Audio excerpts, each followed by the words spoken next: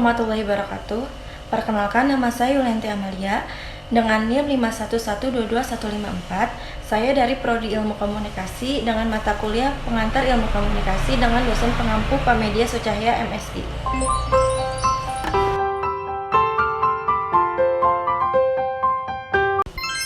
Yang pertama ada komunikasi menurut William dan Kim model William B. Gudikun dan Yeon Yung Kim.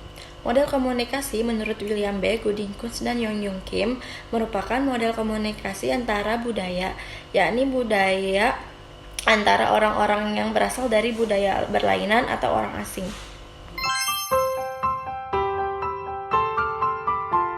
Kelebihan model komunikasi menurut Gudikun adalah terjadinya interaksi yang akan memperluas pengetahuan mengenai budaya lain bila komunikasi berjalan. Dan adapun kekurangannya menurut Gudikun adalah bisa saja muncul. Sebagai contoh adalah apabila tidak adanya kesepemahaman pada sesama. Contoh kasus komunikasi model Gudikun dan Kim. Yang pertama, komunikasi antara orang Sunda dengan orang Jawa. Dengan perbedaan antar suku ini membuat individu tersebut saling mengenal dan dapat memperoleh hal baru dari segi bahasa ataupun ciri khas. Yang kedua, komunikasi antar pemeluk agama Hindu dengan pemeluk agama Islam. Dengan adanya komunikasi antar perbedaan agama ini berupaya agar satu sama lain dapat memahami dan mempunyai sikap toleransi dan mengetahui bahwa dalam suatu agama memiliki kebenaran dan keunikan yang dipercayai dalam diri masing-masing. Dan yang terakhir, yang ketiga, komunikasi antar warga negara Indonesia dengan negara Brazil hampir sama dengan komunikasi antar suku. Komunikasi antar negara ini juga dapat memperoleh pengetahuan baru dari segi karakter, ciri khas, bahkan kamu dapat menemukan bahasa baru.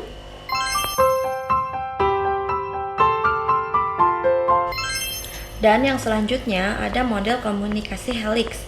Model komunikasi helix ini yakni suatu bentuk melingkar yang semakin besar menunjukkan perhatian kepada suatu fakta bahwa proses komunikasi bergerak maju dan apa yang dikomunikasikan ini akan mempengaruhi struktur dan isi komunikasi yang datang menyusul. Dan menggarisbawahi sifat dinamik dari diri komunikasi.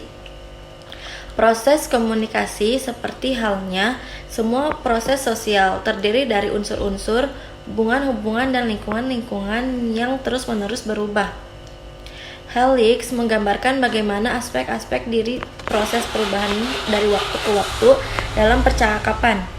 Misalnya, bidang kognitif secara membesar terhadap memperoleh informasi mengenai topik termasuk secara pandangan orang lain, pengetahuan, dan sebagainya.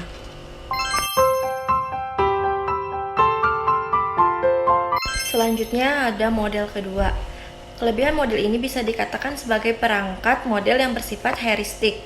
Model yang bersifat heuristik itu dapat memberikan inspirasi bagi para ilmuwan lain untuk membangun model-model toleratis termasuk ilmuwan komunikasi. Liliwon 2011-89. Model ini disebut model yang sophisticated. Play artinya model ini dapat menjelaskan sifat komunikasi yang kontinu. Komunikasi yang tidak dapat diulang, reversible dan unrepeatable.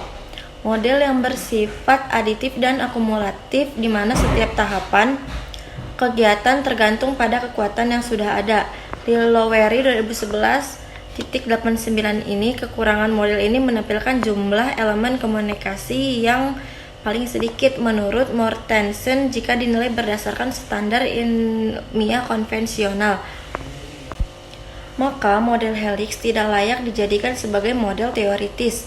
Liloweri 2011-90. Model ini juga dikritik karena tidak menampilkan aktivitas elemen komunikasi secara sistematis. Liloweri 2011-90. Selanjutnya ada fungsi pertama komunikasi. Komunikasi sosial mengutip buku Ilmu Komunikasi Suatu Pengantar 2010 karya Deddy Mulyana. Fungsi mengkomunikasi sebagai komunikasi sosial berarti komunikasi penting dalam membangun konsep diri, aktualisasi diri, kelangsungan hidup, memperoleh kebahagiaan, menghindari tekanan dan ketegangan, serta menumpuk hubungan dengan orang lain. Fungsi komunikasi yang kedua, komunikasi ekspresif. Fungsi komunikasi sebagai komunikasi ekspresif tidak semata-mata bertujuan untuk mempengaruhi orang lain, namun juga dapat dijadikan sarana penyampaian perasaan atau emosi. Perasaan tersebut dapat dikomunikasikan lewat bentuk nonverbal. Perasaan atau emosi memang bisa dinyatakan dalam bentuk ucapan atau perkataan, komunikasi verbal, tetapi lebih banyak dinyatakan dengan bentuk nonverbal, yaitu dengan gerak-gerik dan raut wajah. Fungsi ketiga komunikasi ritual. Komunikasi ritual sering dilakukan secara kolektif atau bersama. Fungsi komunikasi ini secara berproses. Komunikasi banyak dinyatakan dalam penggunaan kata-kata serta perilaku simbolik. Dan yang terakhir ada fungsi keempat.